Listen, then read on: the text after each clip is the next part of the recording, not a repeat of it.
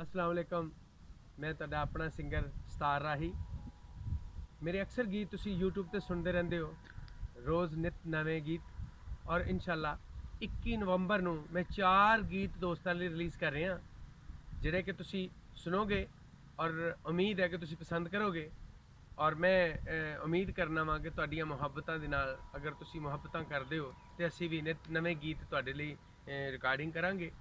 और channel server ਵਾਹਿਦੀ production ਇਹ ਵੀ channel ਜਿਹੜਾ ਤੁਸੀਂ ਸਬਸਕ੍ਰਾਈਬ ਕਰੋ, ਕਿਉਂਕਿ ਇਹ ਦੋਸਤ ਸਾਡਾ ਬੜਾ ਪਿਆਰ ਕਰਦਾ ਹੈ ਔਰ ਇਹ ਵੀ ਸਾਡੇ ਗੀਤ ਵੀ ਰਿਲੀਜ਼ ਕਰਦੇ ਨੇ ਔਰ ਇਹਨਾਂ ਨਾਲ ਮੁਹੱਬਤ ਕਰੋ।